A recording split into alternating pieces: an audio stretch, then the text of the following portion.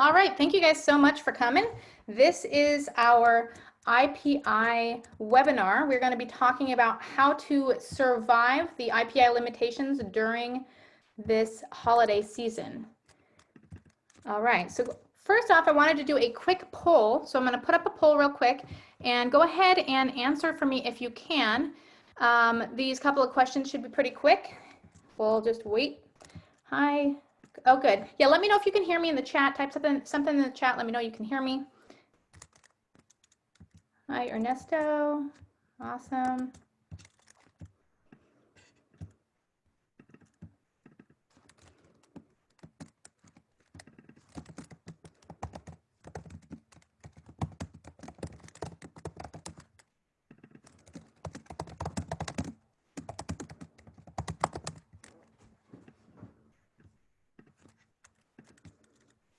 All right, we're getting some answers in here. Awesome. Okay. Very cool. So let me go ahead and get this started. All right, so first off, the poll. Fantastic. Hi, Stephen. Mike, I can hear you. Awesome. Okay, great. So I'm going to end the poll. And here are the results. So essentially, the questions asked on the poll were, how do you currently manage your inventory? The majority of people are managing on Excel, a couple of people using SoStock, and one or two of you using other softwares. And then have you been affected by the IPI threshold change? The majority of you said yes. 3 of you said not sure. And then some of you said no. So good. That helps me a lot. We're going to go ahead and get started. We're going to talk about what IPI is and also what are the things that you should be planning right now to be able to ensure that you have the most successful time on Amazon during the holiday season, especially as we have just a ton of craziness going on regarding these restrictions. So I'm going to break down what the restrictions are, how they're calculated, how you can potentially improve your limitations, who is affected, and some of the things that you can do as a seller to plan for these, as well as some of the things that we have done at SoStock with our software to be able to plan for those as well. So I wanted to say real quick, for those of you who are on the call, rather than those of you who are listening to the follow-up replay, anyone who is on the call, I'm going to be sharing with you a list of warehouses and fulfillment centers that are available to you. And so that will be shared for you. I will also be including a link to a webinar that we did with one of our partners who is a fulfillment center, and we talk a lot about how to pick a good warehouse or fulfillment center. What are the questions that you should be asking? How are the ways that you could potentially get kind of, for lack of a better term, screwed over by warehouses? So that I will include at the end of this. It'll actually go out via email with the replay. So keep an eye on that and make sure that you stay to the end so that you can ensure that you get that. All right, fantastic. So let's go ahead and get started. And just as a forewarning, I'm going to be bouncing between a couple of different things. I've got some slides. We're going to jump into a Seller Central account, and we've got the SoStock software, which I'll be jumping into to kind of give you a visual on how certain things should be managed within your inventory management, and which should help anyone who is currently using the SoStock system. All righty. Let me go ahead and share this.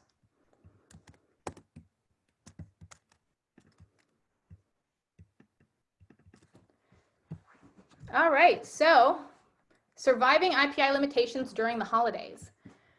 So the first thing that I want to do really is I want to make sure, first I'm going to introduce myself, and I want to make sure I talk about IPI restrictions and what IPI actually is.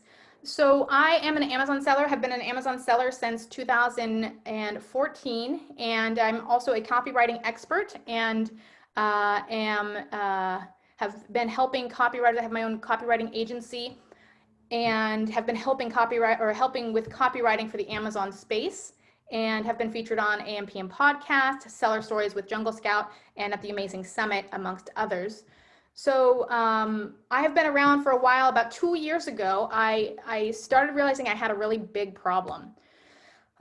Looking at my history in terms of inventory management, I realized that inventory management was the thing that would and could be my downfall. So some examples of some missteps were toward the beginning of my business, I had about 30K worth of inventory stranded until after Christmas because I just didn't get the inventory in soon enough. So it got lost by Amazon until after Christmas, and then it was mysteriously found. And that put a damper on things. I also stocked out and lost about a month worth of income on my top seller at one point. I over ordered on a product and paid thousands in storage fees and loan interest on inventory that had a very low sell through.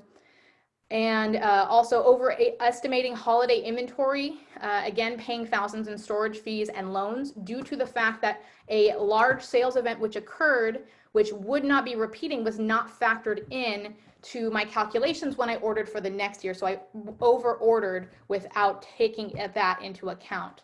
Please comment in the chat if any of this sounds familiar, if these are experiences that you have personally had yourself. Go ahead and just do a yeah or a, shucks or whatever into the chat and let me know. All right.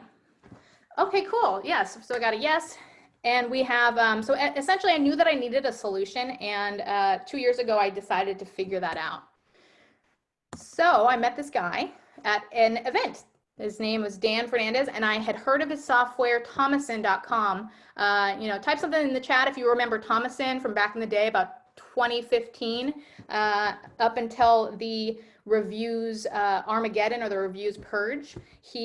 Thomason was being used as a platform to help get reviews on Amazon, and video reviews especially. All right, I've got a lot of yep. Yes, almost exact scenario, a few years back. That's in reference to inventory management problems. And Robert says, I have heard of them. Cool, yeah. So I had heard of Dan, and we met, and he kept saying that he was bored, he needed a new SaaS project, and I had literally just decided that I needed someone to build a solution for inventory management. I knew what I wanted it to do, but I didn't know how to build it out to get it to do that. So we partnered up and we put together SoStocked. So essentially for the past 2 years, we've been eating, sleeping, and breathing Amazon inventory management.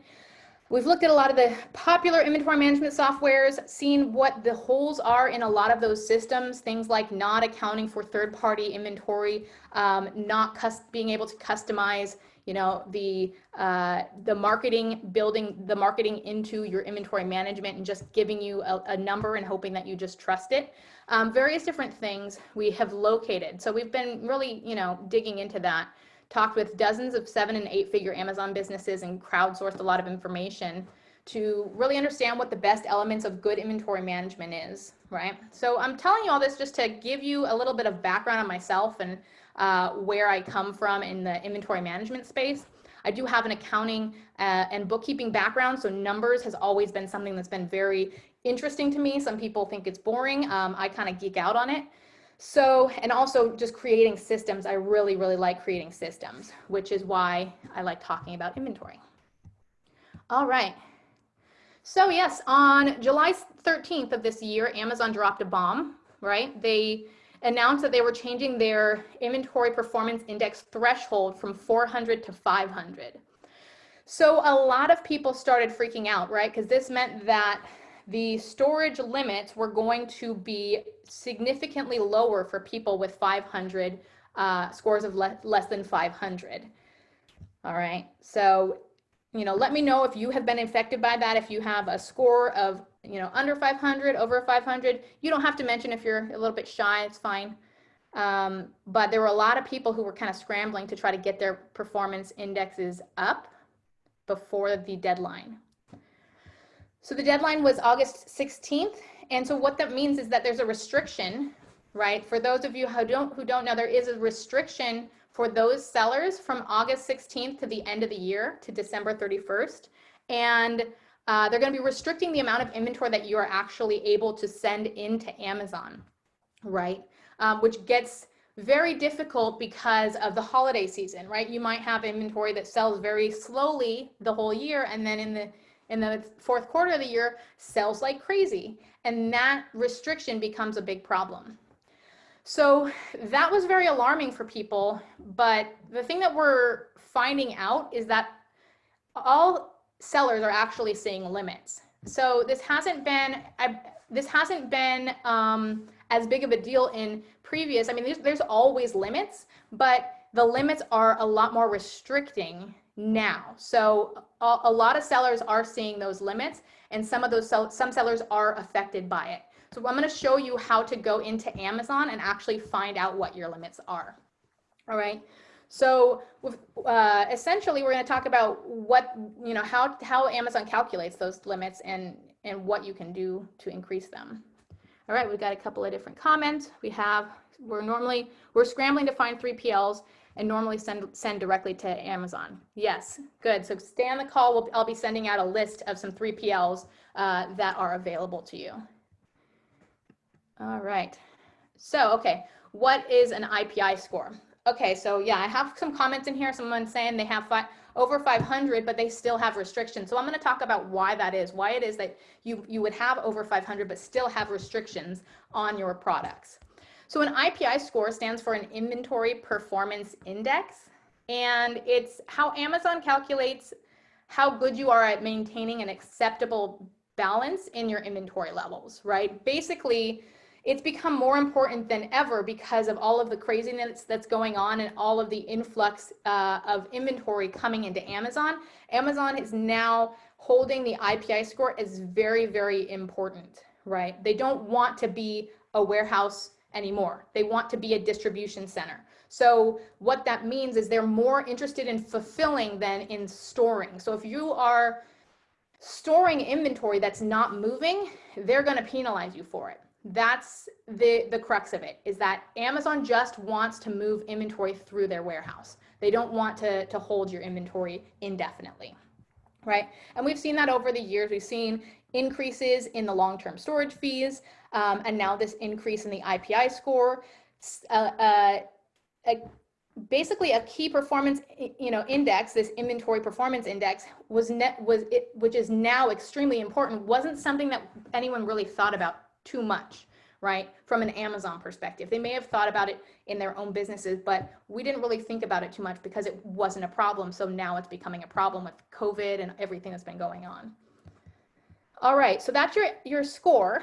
Now let's talk a little bit about what the difference is between your IPI limits and your max ship quantity. So how many of you guys know that there's actually a difference between what your limit is and how much you're allowed to send and how to calculate that? So that's what we're going to talk about. Okay, so your limit is essentially the amount of inventory that Amazon is going to allow you to have in FBA for each SKU, right? But beyond that, you also have space limits, right? So there's two things happening. You've got your SKU limits. Your SKU limits are based on a calculation, and Amazon, I will give you the calculation that Amazon gives on their website. However, I don't fully trust that that's totally accurate. And I'll just, when I get to that, I will explain a little bit why I think that is. But you've got your SKU limits, right? And that's going to be based on your sales history, right? And then you've got your global space limits. So that means that across your entire catalog for your entire account, you have a certain allotted space limitation. So it may be, if you've got large products, right? If you've got large products, it may be that even though your SKU limit is a certain amount and you're not even close to hitting that, you may not be able to send inventory in because you're taking up your space limits. So we're seeing a lot of people with oversized products having problems with their space limits and also having very low IPI scores. So even though oversized is not a factor in what Amazon says their IPI scoring basically formula is, we're finding that it is a factor. One of my masterminds actually did a test and found out of asking 80, I think it was 82 sellers, the biggest common denominator for those sellers of low IPI scores was oversized items. So that's something to keep in mind, is that they are definitely taking very seriously oversized items. It's all about space when we really get down to it, right? So that's your IPI limit. And again, down the road, in a little while, we're going to be talking about the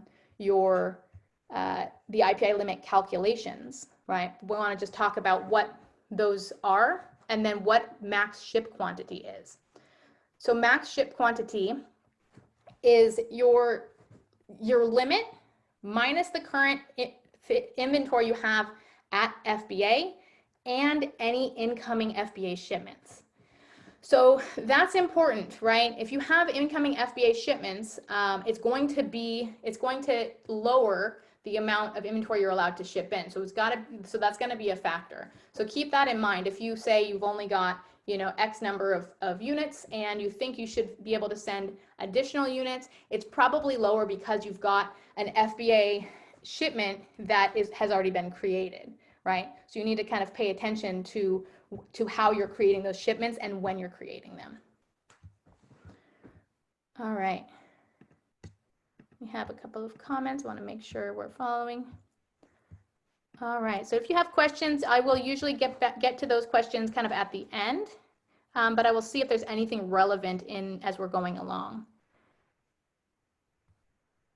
Yes, I'm going to talk about that. Okay, so someone brings up the point of limits being 200. When you launch a product, the limit is 200, right? So I'm going to talk a little bit about, the limits being 200 or no more than 200 when you're trying to build up sales and launch a product. We'll talk a little bit about how you would launch during this time, right? How would you launch during this time, or how would you increase your limit quickly during this time? And is that possible? Okay. All right, so we're going to talk about the influencing factors of your IPI score. And I could go into detail, or I could be very quick on this. I really want to get into the IPI plan, right? What are you supposed to do to plan for this? So type in the chat real quick if you are very aware of the influencing factors or if you are not. So I kind of get a gauge of how much or how little I should talk about the actual influencing factors for your IPI score. All right, just type in the chat real quick.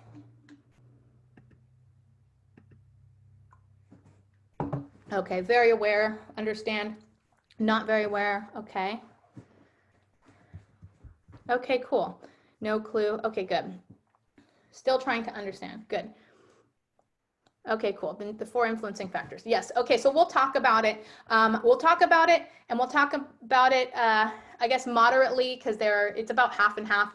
There is another call another webinar that I do that's on my YouTube, the SoStock YouTube. If you type SoStock as one word into YouTube, you can find the other IPI webinars that I have done going into great detail about the score. So I will be a little bit brief on this, just to kind of save us time and get into the real meat of the actual plan and strategy that I want to talk about.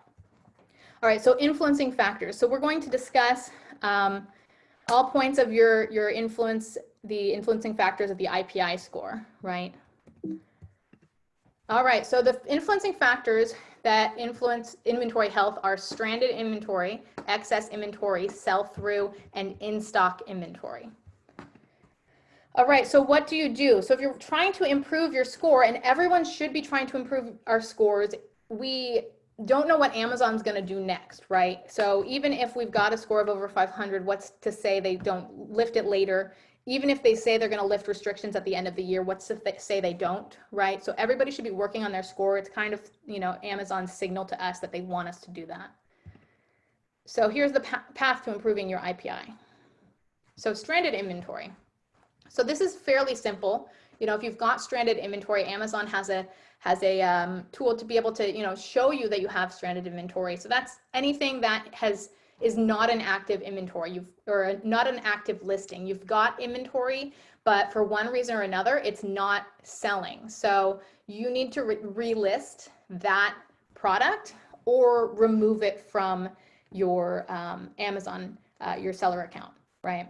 So that could happen for various different reasons. Usually, you know, it's for the reason of being, you know, some sort of problem with something that you wrote in there. Amazon's being very particular with words they are restricting nowadays. I also have the copywriting agency, so there's a lot of words that they are restricting, right? And that could be one of the problems for you having a stranded inventory, is that you've got a suspension due to some of these words that they've now flagged being in your listing, right? And if you're interested in that, you can always send me an email. I can send you the list.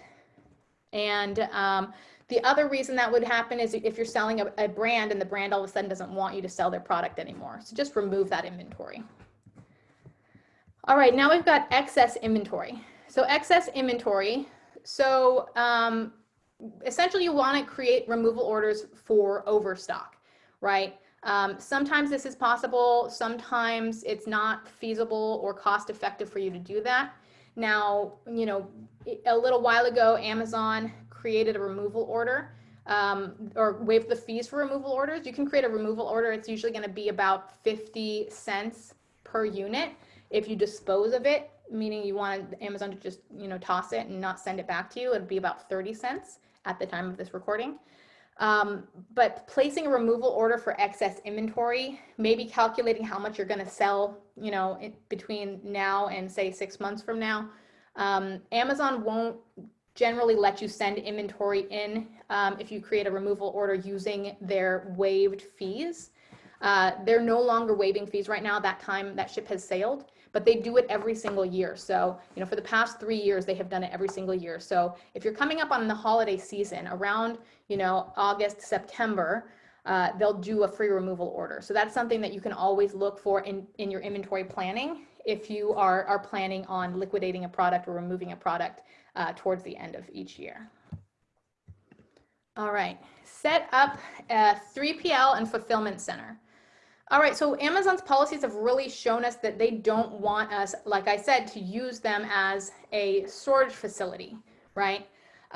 So I don't think that's going to change. I think that sellers are going to have to, unless they have really, really fast moving products, I have a feeling, or very low minimum order quantity, such as in wholesale. Wholesale probably wouldn't need a 3PL except for prepping. But anyone who has a high MOQ should look at setting up a 3PL. So if you don't have a 3PL now and you have a high MOQ, the first thing that you want to do is you want to look at what your limitations are, because it is possible to send all of your stuff, and this is, you know, one of those nightmare things that you do not want to have happen. It is possible to ship all your stuff by air from China and have Amazon reject it and potentially send it back to China, which is a nightmare. So that's why it's very important, if they're going to reject inventory, right? You want them to reject it to your warehouse, to a third-party warehouse. So setting up a third-party warehouse is extremely important. You know, I'll give you just an example offhand. Just last night, we had Amazon's doing weird things. We had 2,000 units, you know, in my own business, labels and everything. Now the labels were made, you know, a little while ago. They've already been factored into our calculation. The FBA shipment is in there, but for some reason they rejected it. So they rejected it back to our warehouse. If we had sent it from China, so those are weird things that you guys are going to start seeing. So definitely planning ahead and making sure you have enough inventory, and possibly even breaking up your orders so that your entire, you know, inventory doesn't come back. If there are problems, for example, this might be a really good tip, breaking up your shipments into smaller shipments. So if you have problem with one shipment, they don't send the whole pallet back, right? That's something to keep in mind if you've got a mixed pallet, right, where you've got various different items. So, because they have no mercy right now. So set up a third-party fulfillment center, or warehouse and fulfillment center. And I mentioned fulfillment center because you want to, if Amazon rejects something, or if Amazon restricts something and you really don't have enough time to get your inventory in, rather than missing those sales, you should have a plan to fulfill those items yourself, right? You should have a plan. Now, check out my webinar where I talk about 3PL and fulfillment centers. Again, I mentioned before. Check it out on our YouTube, but it's definitely extremely important to have it. And I'm going to talk a little bit more about that as a backup plan. All right. Okay, so having data, good data is the most important key, right? So the things that you have to do, you have to really get into knowing your velocities and including sales spikes into your processes. So let me go ahead and jump into the software real quick. All right, so when we talk about knowing our velocities, right? There are various different ways that you can look at your velocity. So you need to kind of keep in mind that you're either looking at a number of sales, right? Your sales patterns, right? You can look at a 30-day average. You can look at a 90-day average, but you also need to factor in that you've got last year's sales history. You might need to use last year's sales history. So really understanding what your velocities are, when they're going to be increasing, right? And ensuring that you don't have bad data in here. For example, we just had Prime Day, right? So if during Prime Day, you've got sales spikes, you need to make sure that your sales spikes are removed, right? So you need to make sure that your sales spikes are being removed and factored out of your processes, right? You also need to make sure that your stockouts are being accounted for. Because if you had stocked out, then your velocity is going to be significantly lower, right? So you need to have some sort of a calculation that actually adjusts your velocity. I talked to some people and they want to know how many sales they made within the month. And that becomes a very dangerous thing when you're looking at monthly sales as your only way of tracking what your velocity is. That becomes dangerous. Because for example, if you had a huge sales season during last Christmas and you're looking at your Christmas sales, but you forgot that you had an influencer who mentioned you and you sold 40,000 units in a day or some crazy thing, right? Like I talked about, I made that mistake in my past. If you do not factor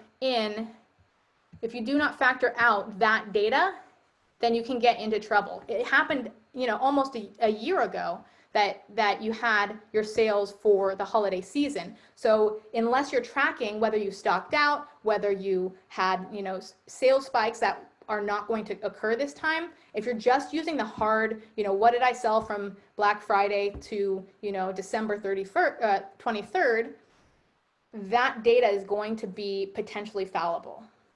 Right, so you need to factor out the sales spikes and the stock counts, and that's why we always use an adjusted velocity, right? So you build your adjusted velocity based on, what your velocity is, as well as based on stock outs and sales spikes. So whatever system you're using, whether you're using SoStock, and that's really why I built SoStock. Some of the other calculations weren't very transparent when I was trying to use these other softwares, weren't very transparent. It's another reason why a lot of people go back to Excel, because you need transparency. You need to understand where the data is coming from, and you need to keep track of what's actually going on a daily basis in your business. All right, I'm going to switch back. Okay, all right. Use a min-max restocking transfer and order system for orders and transfers. So min-max restocking is essentially setting parameters for your stock. The minimum is a buffer or a safety stock, and then the maximum is the most you'll ever hold at one time. So if you have in your system, right, that you always know what your minimums and your maximums are, it helps to simplify orders and transfers significantly to work to stay within that range, right? So let me show you kind of what that would look like.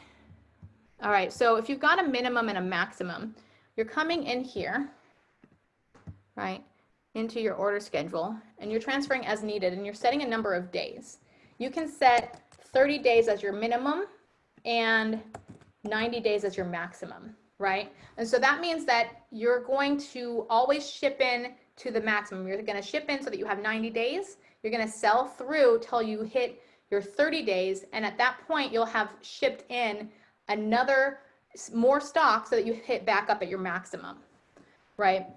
So what we did recently is we are actually pulling the Amazon IPI limits, right? We're actually pulling them as your maximum. You have a maximum ship quantity, and so your system, as opposed to using a number of days of inventory, should use the IPI limits as your maximum ship quantity so that you can start cutting down on the amount of time that you are actually transferring. If you're always meeting the maximum, then you're always able to transfer as much as possible so that your fees don't start adding up, because every time your warehouse goes to transact some sort of process for you, every time they go to transfer, they're going to charge you for it, right? They're going to charge you for handling fees, for pulling fees. They'll charge you for labor fees, right? And those labor fees, depending on how they charge you, could be very expensive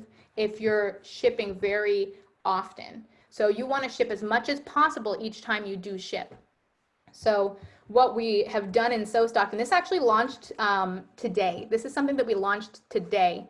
As soon as the IPI limits occurred, we found in the API the IPI limits, and we pulled that information. So it's not just pulling the limit, which is here, right, for this product, it's also calculating the max ship quantity.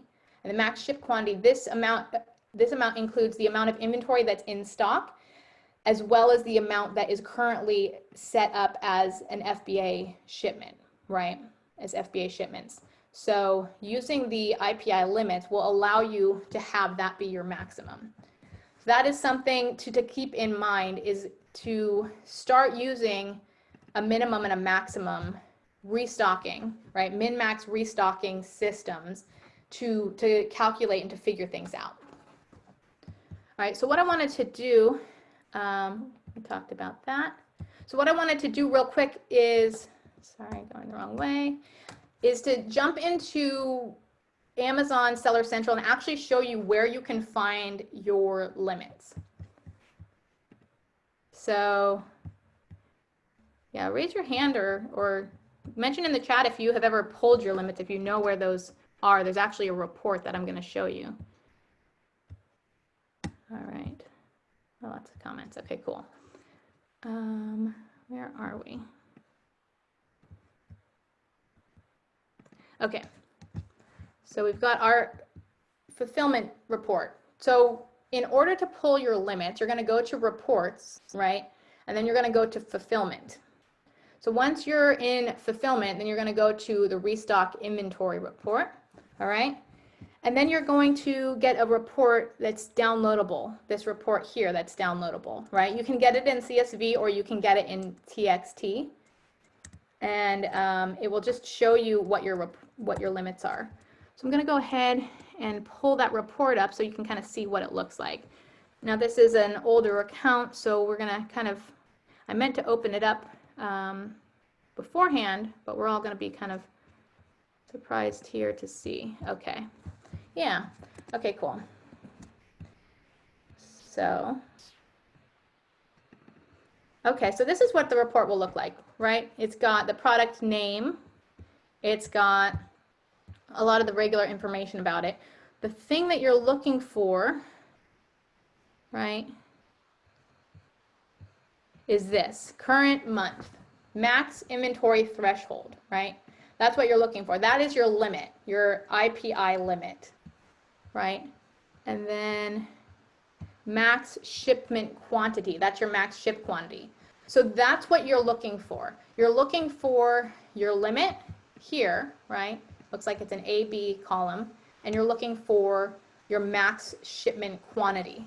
So that's something that I recommend that you do, is go ahead and pull this report and take a look at your max ship quantity and your limits. You also have utilization. This shows how much is being currently used. So that's your FBA inventory as well as any shipments that are on the way. So you can see, that this is, we've got 2 plus 198 equals this 200 over here. All right, let's go back.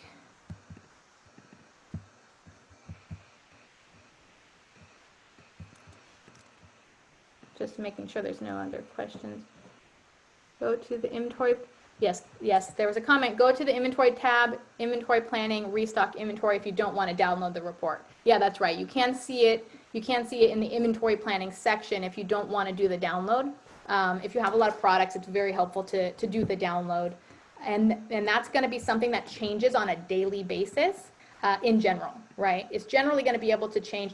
Some of them might not change significantly, but it's going to change on a daily basis. And so we're going to kind of talk about how to potentially leverage that fact into possibly increasing that score, right? Or that increasing that limit, right? Because the name of the game now is, how do I increase my limit by the time it gets to the holiday season so I can send in as much inventory as possible?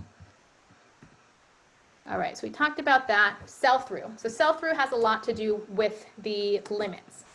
So sell-through is how fast your inventory is moving, and that's really the name of the game. All of these things, excess inventory, sell-through, and in stock, those all have to do, many of those have to do with sell-through. How fast is your inventory actually moving?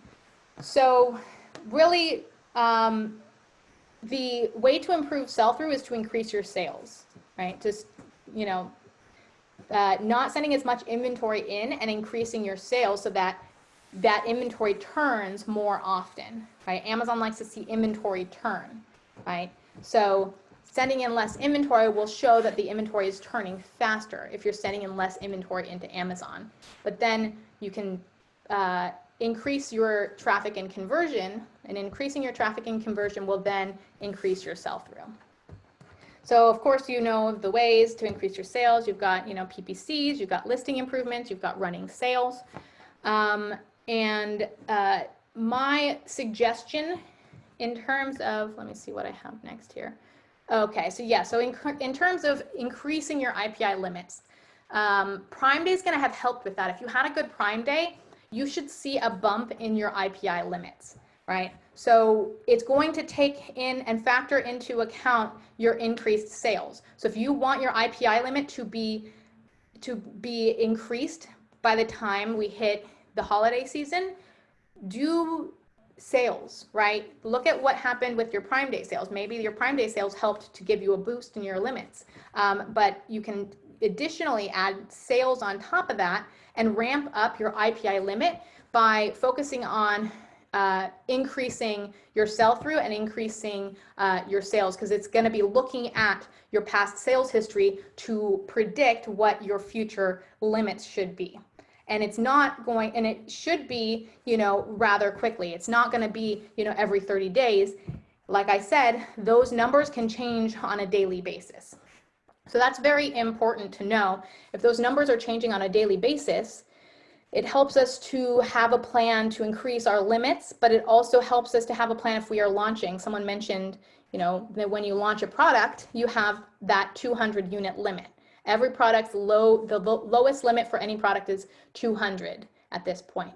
So if you have that limit and you're trying to launch a product, you obviously can only send in 200, but studies have already shown, right? There was a study done on launching a product and how quickly you can increase that limit. And I think it was within 18 days. It was, in this particular study, it was more than double the IPI limit in about 18 days with a launch. So if you're launching a product, you better be ready to send in a bunch of inventory, but if you can ramp up those sales really quickly, you can get that IPI limit to increase rather quickly as well. So don't think that just because you have a 200 unit limit for your launch that you're not going to be able to ramp that up because of the IPI limits being adjusted on a daily basis.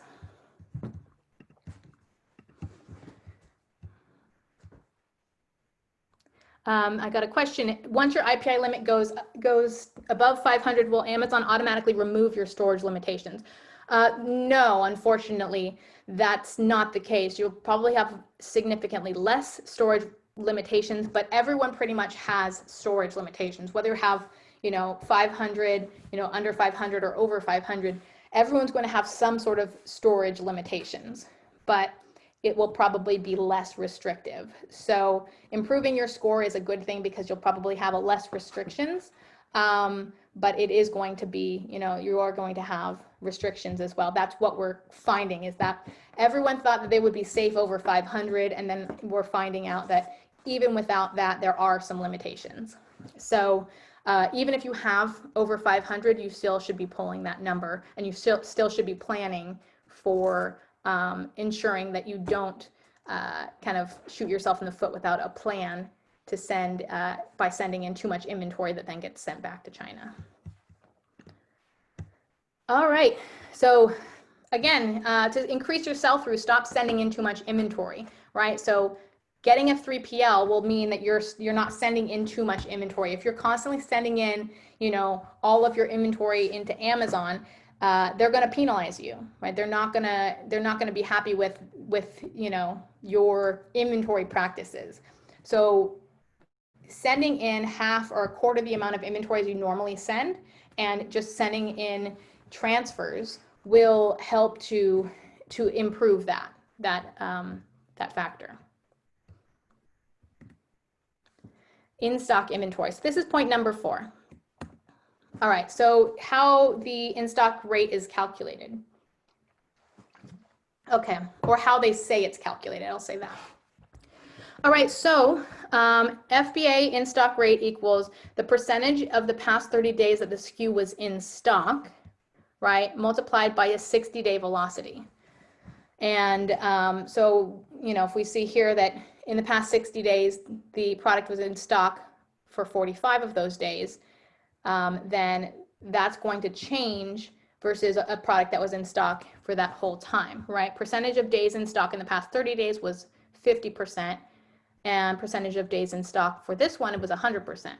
So in this example, right, you've got a product that had a velocity of 2 units per day multiplied by 50%, right?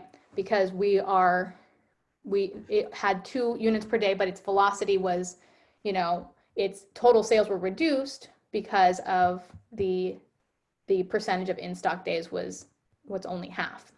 So you have your in-stock days multiplied by your percentage of your velocity multiplied by your in-stock days, plus the other product, your velocity multiplied by your in-stock percentage, and then you divide it by the total velocity, and you get 80%. So the interesting thing here is that you may think that getting rid of or making products inactive is going to hurt you, or it's going to help you, but in some instances it's going to hurt you.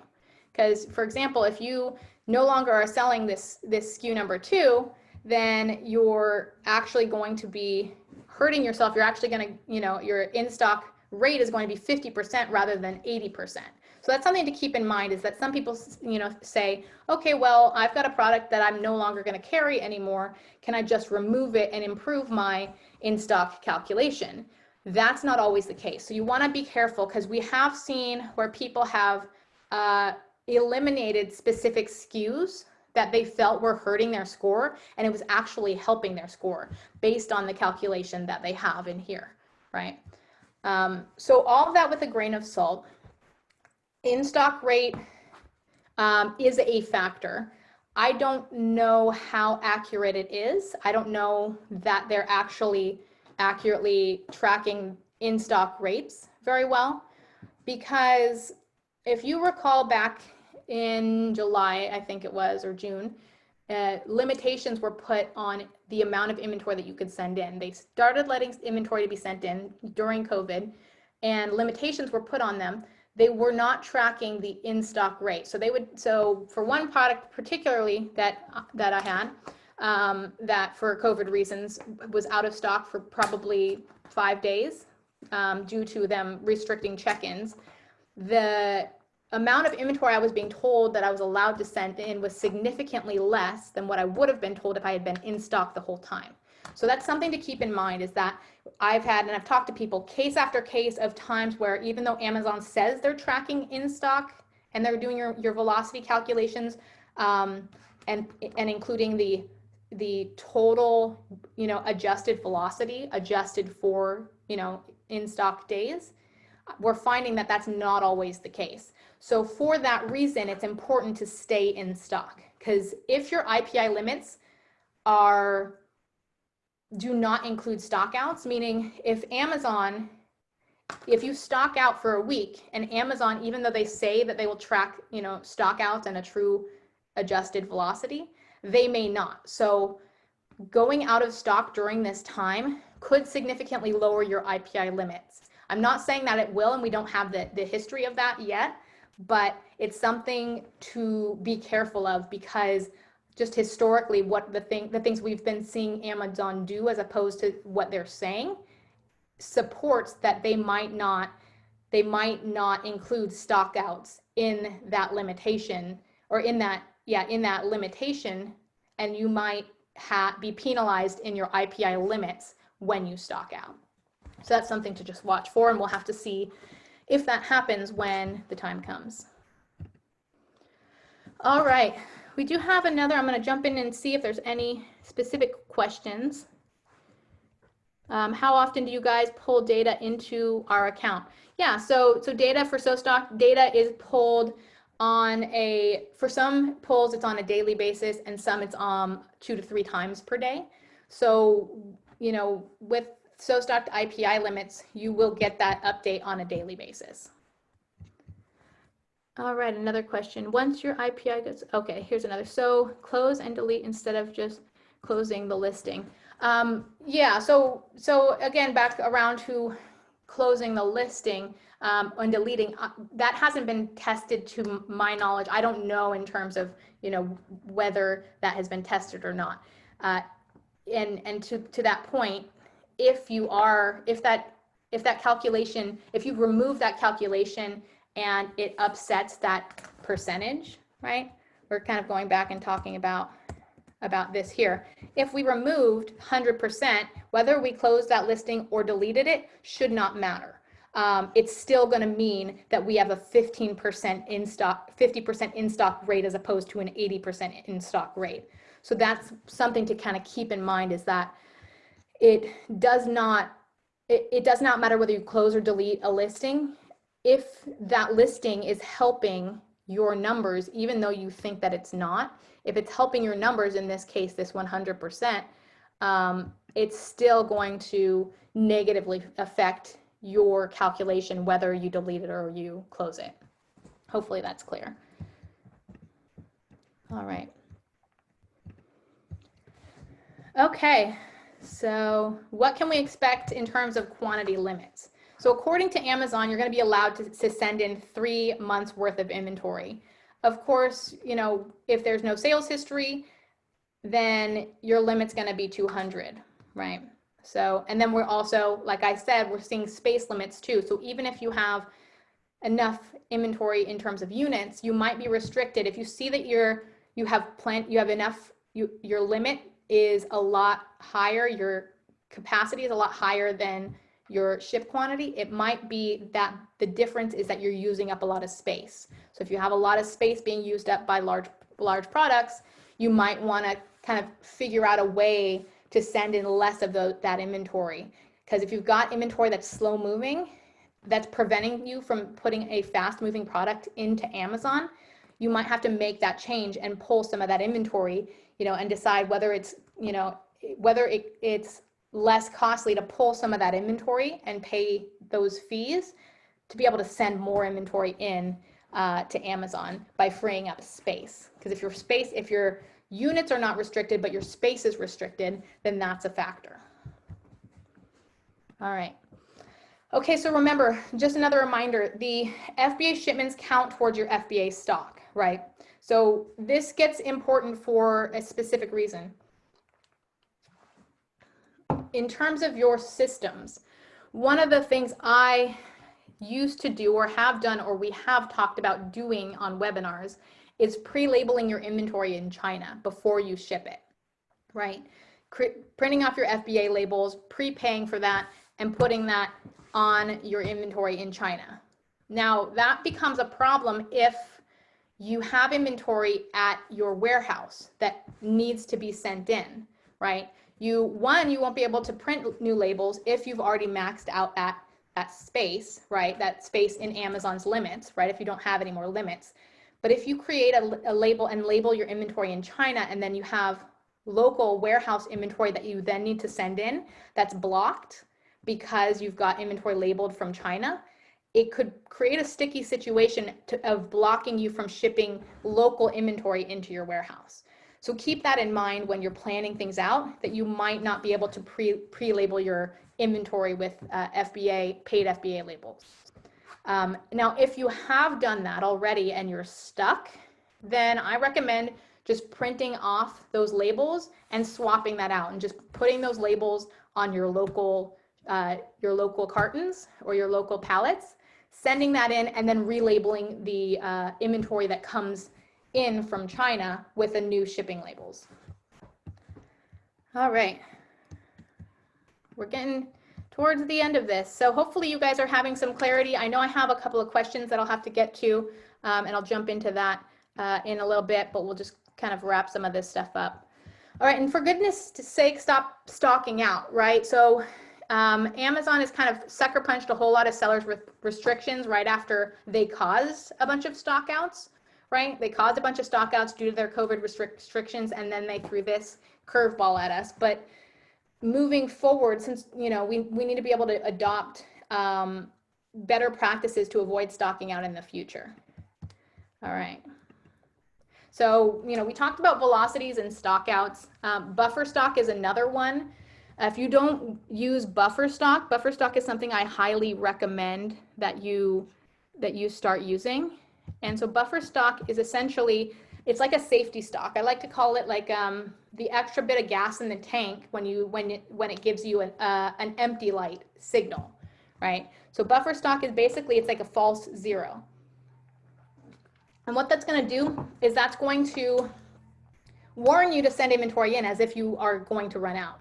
And your inventory will be programmed to alert you to send it in 30 days, for this example, 30 days early, right? So you'll be sending inventory in 30 days before you should if your buffer stock is set to 30 days, right? You can also do it in units, right? If it's in units, you can say, 300 units. And so what that's going to create is going to create a pattern. Oops. It's going to create a pattern of actually tracking sending in inventory before you run out, right? So you can see that the inventory is being calculated based on the number of units, not based on zero, right? It's not going to let you run out of inventory. So let me see. So that's an important thing to kind of keep in mind, is that you want to be able to have some sort of a safety net.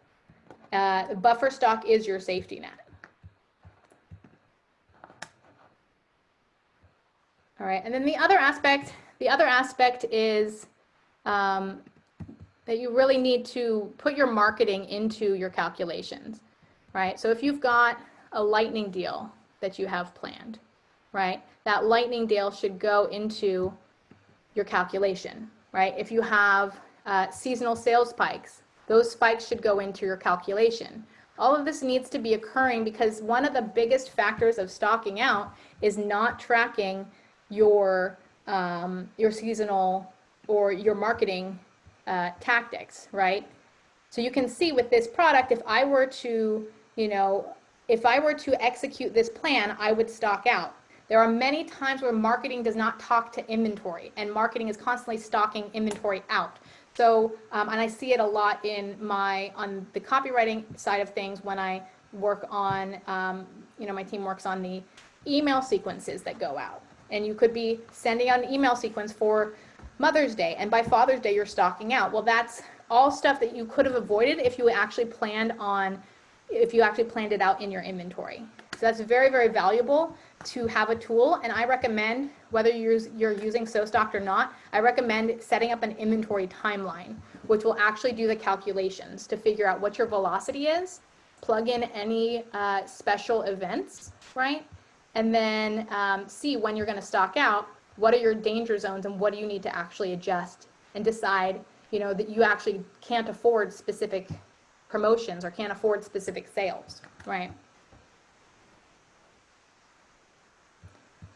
All right.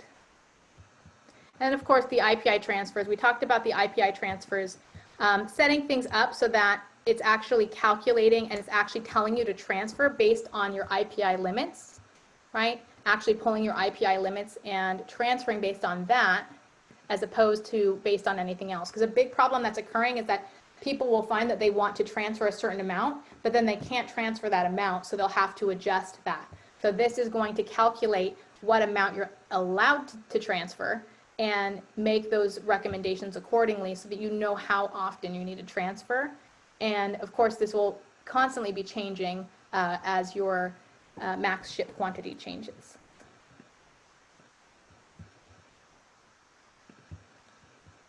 All right.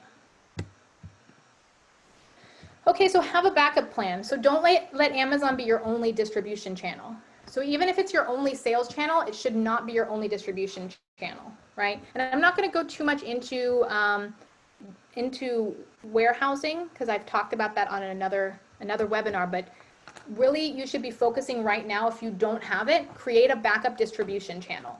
So that means you have a fulfillment center. If you don't have a fulfillment center, you at least know one that you can quickly incorporate into your business.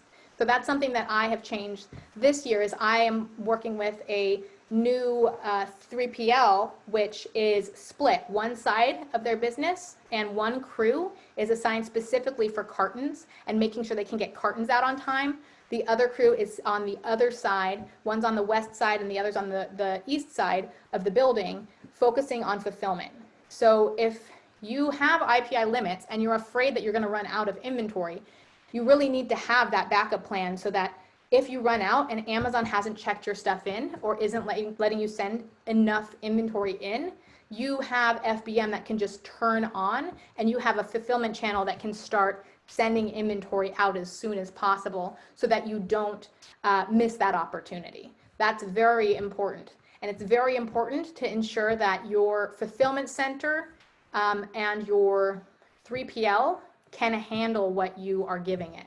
So if you have a 3PL that is also a fulfillment center, they may let your cartons just sit there for days while they're trying to get fulfillment centers center inventory out, while they're trying to fulfill those orders from the FBM shipments.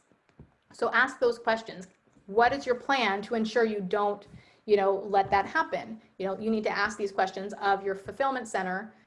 Do they have a plan, and will they be crewed up and staffed up? Because things are very crazy right now in the warehousing space. So again, watch my webinar about that if you are looking for a distribution channel, but you should have something in place by Christmas. And it's a big scramble right now. There are a lot of distributors, or there are a lot of warehouses and fulfillment centers that are maxed out because of how crazy things have gone, and this whole mess with COVID and the mess with the IPI. There's just tons of them. I've had friends say, I'm turning people away. So, we're going to send you some names of people who are actually expanding. One of the companies we work with is actually expanding. They just bought a big new building. So that's really important to know, do they have capacity? Okay, so really, getting really kind of dialed into your Amazon inventory management solutions, right? You need to focus on things like removing sales spikes, removing stockouts, factoring your lightning deals in, projecting your seasonality, tracking all of your orders and transfers, you should be setting up some way to get reorder alerts, right? managing your FBA, 3PL, and on-order shipments. So this is what I really, built SoStocked to do, is to do all of these things, because I didn't have, like, there wasn't a platform that was doing all of these things, right? One of the other things that the software does is it actually will track the shipments. Where are the shipments, in the process, and when are they going to be arriving, right? So it's very important, whether you do it on Excel or you do it on a software. These are the types of things that I personally wanted in a software, and I asked for in a software. And if you're picking a tool, these are the types of things that you should be looking for. Yeah, 3PL management. 3PL management is so important. If the tool you're using doesn't account for 3PL management, it's moving in that direction. So hopefully, every tool is going to be getting into 3PL management, but there are software tools that do not. All right. So, this is a SoStock. This is my inventory management software. Some of you guys are SoStock members. Hopefully, you guys are excited about the IPI limit feature that recently, like I said, that recently came out today, actually. So that came out today, and we're pushing it as fast as possible to be sure that we could accommodate you guys for the holiday season. So that's a really cool recent update that we had. There's a couple of testimonials on the tool.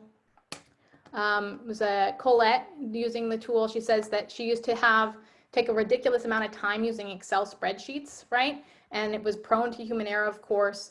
And so she recommends using SoStocked. She's been using it for about a year now. Real-time visibility, minimize stockouts and forecast demands, helps with cash flow management, no more expensive air shipments. So that's really important, is that once you get this dialed in, you will start avoiding a lot of those expensive mistakes, right? The air shipments that have to happen, or the stockouts that occur because you waited too long. And then this is another user. He used the tool in beta. He started in beta and has been using it for almost a year now. And he says the tool is unbelievable. Can't say enough good things. It's a must-have. So essentially, the tool is SoStocked. Right now, we are at $59 a month. So if this is something that you feel is going to be valuable to you, jumping on board now would be very important, just because we're going to be raising the prices. And I actually talked to my business partners after we launched this new IPI limits forecasting, and they want to raise the price. So they're kind of pushing me to raise the price. We will be raising the price pretty soon.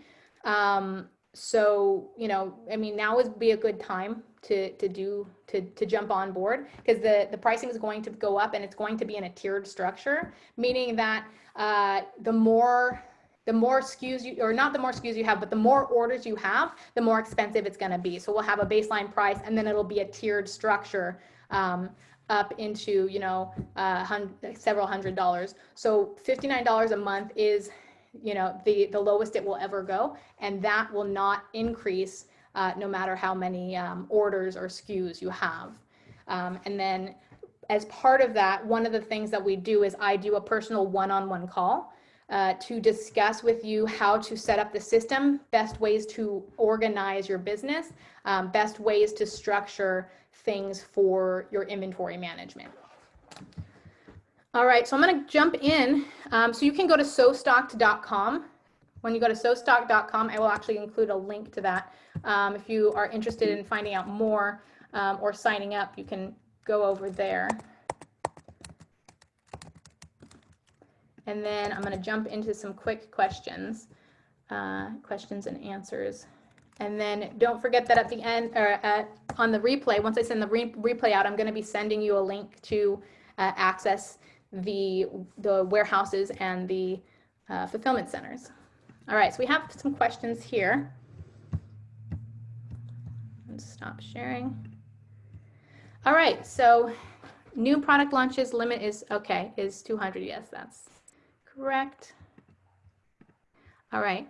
Sorry, I've logged in late. Will you be posting this recording so I can rewatch it from the beginning later? Yes, we're going to be posting the recording for sure, and we will be sending out a replay link to anyone who missed it. All right, fantastic. According to Amazon Inventory Health Team at Accelerate, in-stock does not directly affect IPI. It is not calculated in. It may affect IPI indirectly if high volume items are out of stock, thus lowering sell-through rate. Right. Interesting. So in stock is not calculated in. It's funny because they say that it is. And that's what I'm talking about when I say this is what Amazon says and this is what is actually happening. So, you know, that was one thing that I did mention, was that we were seeing that the stock out percentages didn't seem to be calculated into figuring out how much inventory you could send. So that's kind of straight from the horse's mouth. And thank you, Mookie. That was straight from the horse's mouth, is that the Amazon Inventory Health Team is admitting that the in-stock rate is not factored in. So stocking out at this time is will very much impact your inventory limits in a negative way. So do the best you can to stay in stock as much as possible. So staying on top of the ball in terms of your transfers and knowing how much you can transfer at any given time is very, very important. It's going to be a fast and heavy game. And I predict that the warehouses are going to be sweating. So that's why you want to have a warehouse that's on top of it. You want to know kind of what their game plan is for the fourth quarter. Are they keeping up with orders now? And what is their plan for, you know, hiring? So that was one of the things that I asked. I use Hanu and Afulabi, who owns that company. He has done a lot of talks with us on webinars about sourcing and warehousing. And so one of the things I asked him was how, you know, what's your plan for fourth quarter hiring? How are you going to keep up with things? And he gave me a plan. They're hiring right now. They're training right now. They're bringing people in. So if you have a company that is not hiring and training right now, that's going to be a problem down the road. Okay, so are FBM sales counted in the IPI limit calculation? I don't believe so, because Amazon really, they care about inventory in their warehouse. That's really what their the IPI score is for their warehouse. Right? They would rather you have inventory, you know, outside of Amazon as well. Right? They were pushing for Prime a lot more now, and everyone wanted Prime, but now I think they're more kind of indifferent about it, and they would probably, you know, be okay with your FBM. So I haven't confirmed that. We haven't done a calculation to see if that's the case. Would be an interesting study, but something to keep in mind. If the in-stock is not calculated, yeah, that's an interesting question. If the in-stock is not calculated, it may or may not be factored in. So it's something to, yeah, it's a very good question. I think we should, you know, kind of do a poll, something to ask. I'm going to be asking that, actually. I'll ask that in my Facebook group. But I wouldn't think that it would be, I wouldn't think that it would be factored in necessarily. All right, now let me look in the chat, make sure that if there are any questions, we get them answered. All right. We just want a warehouse that will trickle out orders into Amazon, but most of these 3PLs make their money on prep and not storage. It's difficult finding. All of our SKUs are already prepped by our supplier. We also sell in Europe and Canada, so we also need warehouses there, specifically Germany and Canada. Okay, I'm not sure if any of these guys have warehouses in Germany or Canada, but they might have referrals to those places. So, but Afulabi should be, his Hanu, which I will send in the list, should have the ability to do what you're looking for. And they are the ones who just bought a really big building just recently. So you should probably, you know, he would probably be the first on the list to call.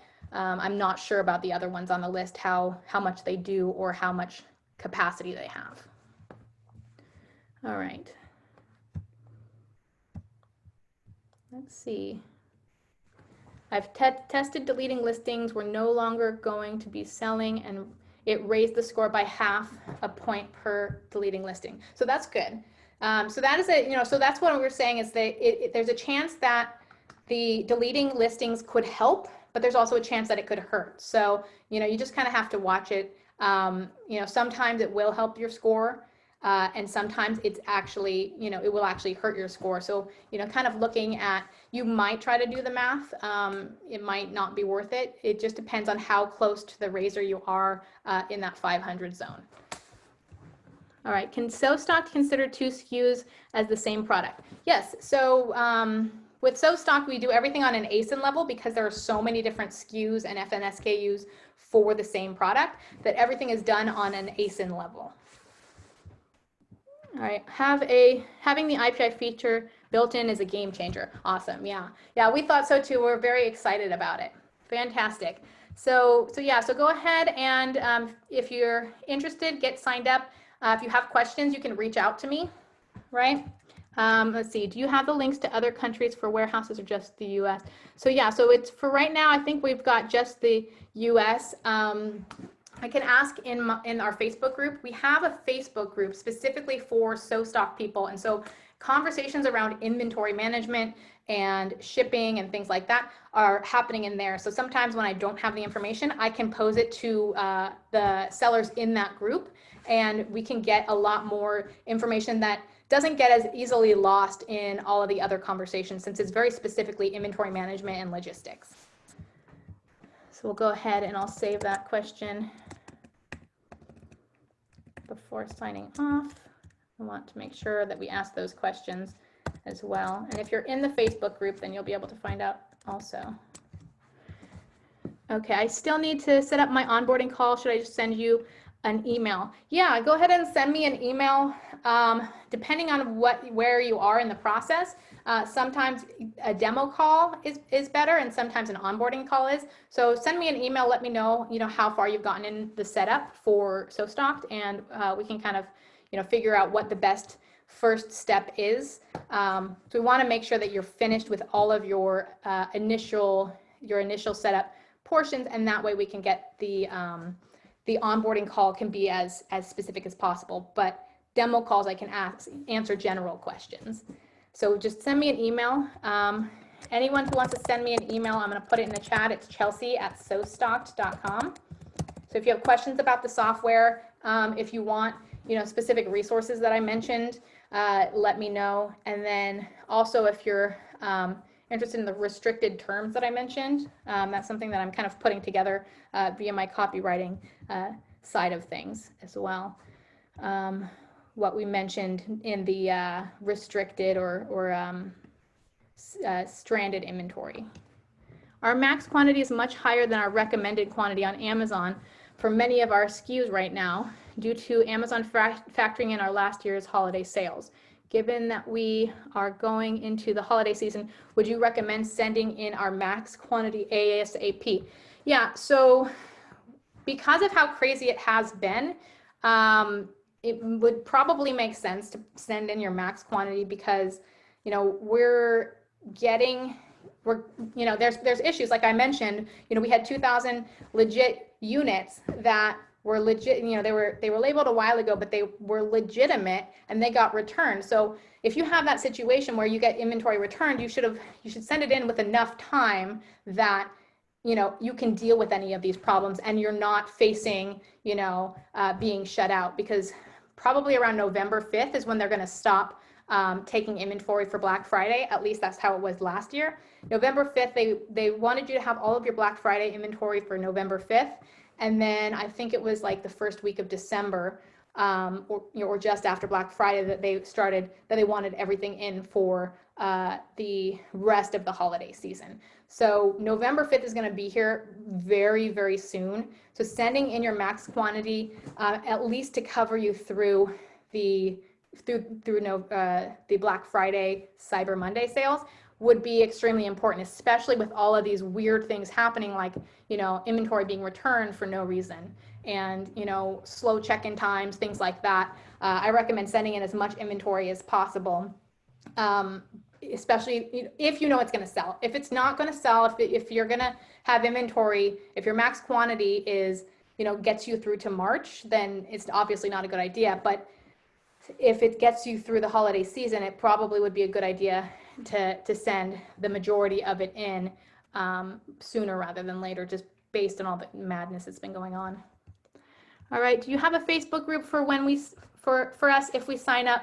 That will help all of us with the software. Yes, so the Facebook group, you'll have a link. Once you sign up for the software, you'll have a link, and that link will allow you into the Facebook group, and then I'll just do an approval, and then you can then you'll be in the Facebook group and can ask any questions you want. All right, working to get SoStock implemented right now. I may need to schedule a call with you. Excited to get started. Awesome. Yeah, I'm happy to do a call. I have inside of the setup process, at the end, once you get through the forecast orders section, there will be an offer to set up a call with me. So get through that section and then schedule the call, and we can make sure everything works right, get any questions answered, and have you kind of off to the races. All right, did you return the 2,000 units did Amazon return 2,000 units due to you guys sending in more than the max quantity? So my suspicion on that, the max, it was already factored in to the calculation. I think that they didn't understand that it was, so for example, for that product, 2,000 units was already factored in. It had labels and made and everything. And then I only had like 1,500 units left for that product. That 2,000 went in. I think they were counting it in addition when it was actually part of the 2,000 units. So I'm going to try sending in 1,000 units to get under that threshold and see if that works, because there's something screwy. It was units that were already accounted for in the FBA shipment, but since it was so long ago, it might have been some sort of a glitch. They had no explanation, and it actually was, per our warehouse, UPS was the one that returned it. But, we never saw it moving. That was the red flag, is that the inventory got sent. We got the confirmation from our warehouse that it was sent, but it never moved in Amazon and it never moved in UPS. So it never went anywhere. We're not sure why. This happened just last night, so we're digging into this to find out why exactly it happened, right? And once if I can discover it, I will put it into the Facebook group so that we have a better idea of what is going on, so we can kind of give you guys a heads up. Fantastic. All right, comment. We had a great call with Chelsea today. Yes, I just talked to Robert. That was awesome. Learned a lot and recorded the session so we could remember many of the things we covered. Yeah, so we'll, when we do our calls, the onboarding call with you guys, we'll record the session so you can make sure all of your questions are answered, and it's really customized to fit the questions that come up for you and your specific business. And that's something that we're only doing for people in this. We call it advanced beta. We're doing this for people who sign up for the lifetime. In the future, we won't be doing these one-on-one consulting or coaching calls, particularly for every seller who signs up for the software, obviously. So that's another added benefit of signing up. And now is a great time to do it, just because there's so much craziness and so much headache having to do with inventory management that, having some sort of a plan is extremely important. So thank you guys so much. I think I'm going to wrap up now. I don't think I have any other questions. I will be sending this out. And again, I'll just provide the link one more time if you're interested in signing up or in getting more information. Oh, it looks like 2 other questions. I don't see your email here, so I can sign up. Okay, so Sean shared the link in the chat, sostocked.com. You can just go to sostocked.com, right? So if you went to sostocked.com, I'll share the screen again real quick. sostocked.com right here, and sign up there. My email is chelsea@sostocked.com, right? You can also send to stock@sostocked.com for further questions. And then anytime you want, we've got these webinars. Some of them are recurring, some of them are new. You can go to sostock.com/inventory-secrets. All right, let's see. Any final questions? All right, I got a thank you. Fantastic. You're very, very welcome, Patsy. Good. All right. Thank you all. This was super helpful. Fantastic, guys. Thanks so much for hanging out with me, learning a little bit more about inventory. Subject is fun for me. Hopefully it's a little bit more clarifying for you. But if you guys have any questions, let me know. Otherwise, I'll be sending out the replay as well as a link to some of these warehouses and fulfillment centers when the replay is ready. So we should expect that probably in, the next few hours. All right, guys, thanks so much, and I'll talk to you next time. Have an awesome sales holiday if we don't talk again. Bye.